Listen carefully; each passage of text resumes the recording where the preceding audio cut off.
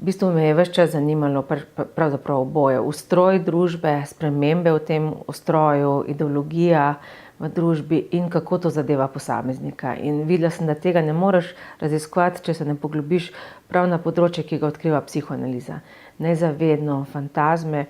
Istočasno seveda pa moraš analizirati tudi fantazme, ki obstajajo kot družbene fantazme, ne. In že Freud je rekel, da bolezen v civilizaciji in bolezen posameznika vedno vplivata drug na drugega. Mi vidimo, da se oblikujejo novi simptomi, ko se družba spreminja, ne.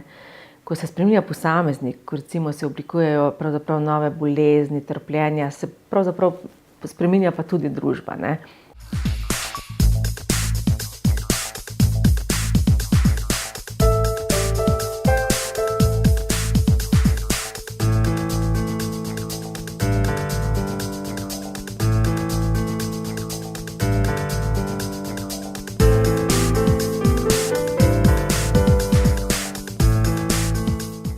Ni družbe recimo brez posameznikov in pravzaprav tudi ni kohezije družbe brez tega, da ljudje na neki način se z idejo skupnosti identificirajo. Zakaj delujemo skupaj včasih, zakaj v drugih situacijah ne, je zelo kompleksna stvar, ne, in pač še vedno me zanima recimo prav ta vprašanje, zakaj ubogamo oblast ali zakaj se ji upirajo in zakaj se ji ne upiramo, ne, celo bolj danskrat pa zakaj se ji upiramo.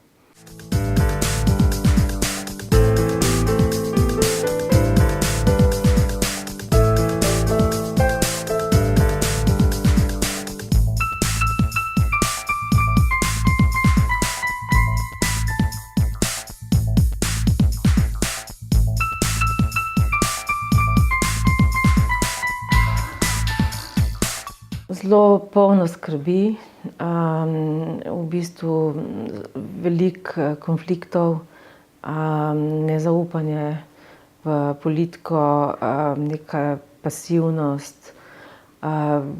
Ljudje pač veliko govorijo o depresiji, strah seveda pred prihodnostjo, ne, strah predvsem za eksistenco.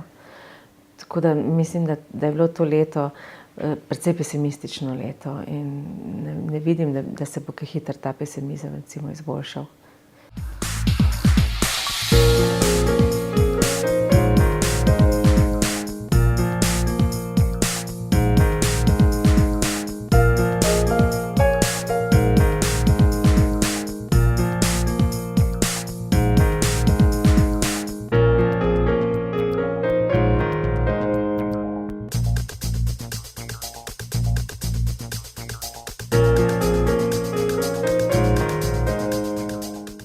Danes pač vidim pri nas tudi rahlo, rahlo nezavezanost študentov za študij, zelo dolgotrajno študiranje, pa premajhno poglabljanje recimo v snov kot tako, premajhno iskanje recimo drugih virov izven tega, kar dobiš recimo predpisano. Vidim eno precej splošno ponaumljanje. To vidim pa nasploh, ne samo pri nas, tudi v Ameriki, želja po hitrih diplomah.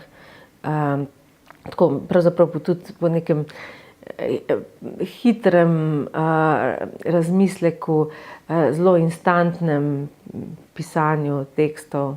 Tako da tule nimam nekega optimističnega pogleda.